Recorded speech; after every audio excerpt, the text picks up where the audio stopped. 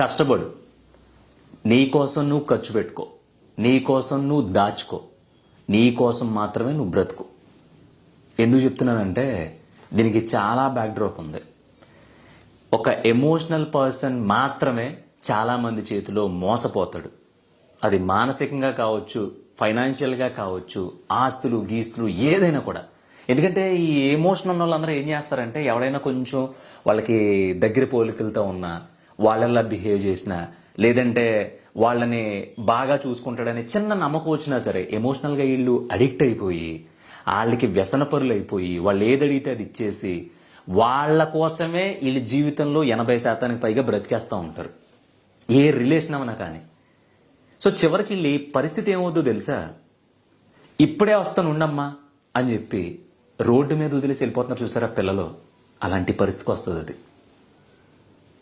ఎందుకంటే ఆ emotional persons కాబట్టి బ్రతికున్న రోజులు పిల్లల కోసము, మొగుడు కోసము, పెళ్ళం కోసము, ఫ్రెండ్ కోసము, కుటుంబం కోసము ఎప్పుడు వాళ్ళనే బుర్రలో పెట్టేసుకుని అసలు నేనేంటి, నా పర్సనాలిటీ ఎలా ఉంది, రేపొద్దున నా పరిస్థితి ఏంటి, రేపొద్దున్న నేను ఒంటరిని అయిపోతే నా కూడు పెట్టేవాడు ఎవడో, అసలు నేను సింగిల్ అయిపోయిన దగ్గర ఏమీ లేదన్న రోజున నా చుట్టూ ఎవడెవడు ఉంటాడు అనేది ఎప్పుడైనా ఆలోచించుకున్నావా? నీ వయసు 45 కావచ్చు, 50 కావచ్చు, 35 కావచ్చు, 20 కావచ్చు, లేదంటే 15 సంవత్సరాల ఈ వీడియో చూసి ఉండొచ్చు. ఎవరైనా కానీ ఒక రోజు వస్తుంది మనం ఒంటరిగా మిగిలిపోయే రోజు. ఆ రోజున నిజం చెప్తున్నా, మనకంటూ ఎంతో కొంత మన కోసం దాచుకోలేకపోతే నిన్ను నువ్వు క్షోభ పెట్టుకున్నావు అవుతావు, నిన్ను నువ్వు కష్టపెట్టుకున్నోడిని నిన్ను నువ్వు ఏడిపించుకున్నాడు అవుతావు. అందుకే పూరి జగన్నాథ్ ఒక డైలాగ్ చెప్తాడు, సంపాదించు, గొడ్డులా కష్టపడు, నీకోసం ఒక ఇల్లు కొనుక్కో, ఒక కారు కొనుక్కో, నువ్వు 10 చోట్లకి తిరగాలనుకున్నావు అనుకో, కనీసం దాంట్లో ఒక్క చోట కన్నా తిరుగు, నీ మీద నువ్వు ఖర్చు పెట్టుకో, నీ మీద నువ్వు డబ్బులు తగలేసుకో. అంతేగాని నువ్వు 100% ఖర్చు పెడితే మిగతాదంతా కుటుంబం కోసం, పిల్లల కోసం, వాళ్ళ కోసం, వీళ్ళ కోసం ఖర్చు పెట్టేసి జీవితం చివరాఖరికి వెళ్ళిన తర్వాత అమ్మ ఉన్న రోజులు గొడ్లా కష్టపడ్డాను, నేను సంపాదించిందంతా వాళ్ళకే కదా ఇచ్చాను, ఓపుకున్నాను రోజులు. ఈరోజు ఓపిక లేదు నాకు. ఒక ముద్ద పెట్టడానిక లెక్కలు వేసుకుంటున్నారు. 70 సంవత్సరాల జీవితం వచ్చింది నాకు, 60 సంవత్సరాలు 50 సంవత్సరాలు మిమ్మల్ని కంటిన్యూస్గా నేనే మోసాను కదా, కంటిన్యూస్గా నేనే పెంచాను కదా, కంటిన్యూస్గా నేనే చూసుకున్నాను కదా.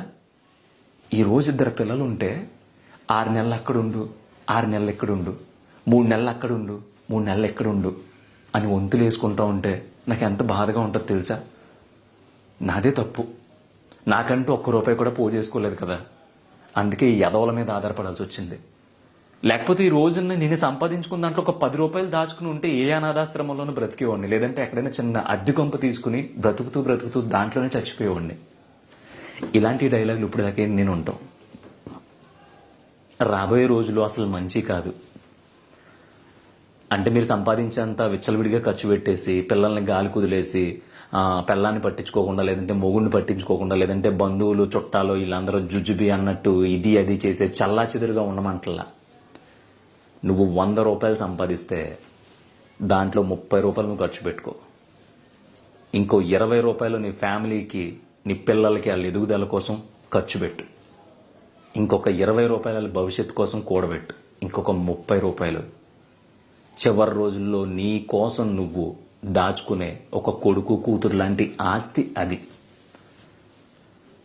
నువ్వు 10 ఎకరాల పొలం పంచుతావు అన్నప్పుడు నీ పిల్లల్ని చూసుకునే విధానం ఒకలా ఉంటుంది. లేదు మా బాబుకి ఏమీ లేదు, 1 ఇల్లు కూడా అమ్ముకు దొబ్బాడు, మనకు పెళ్ళిళ్ళు అయిపోయినాయి, బాగానే ఉంది, ఇప్పుడు మా నాన్న చివరి రోజుల్లో నేను చూసుకోవాల్సి వస్తుంది, నా మొగుడు ఒప్పుకోడు, లేదంటే నా పిల్లం ఒప్పుకోదు అనుకునే సిచ్యువేషన్ వచ్చినప్పుడు నీ పిల్లలు నిన్ను చూసే విధానం మరోలా ఉంటుంది.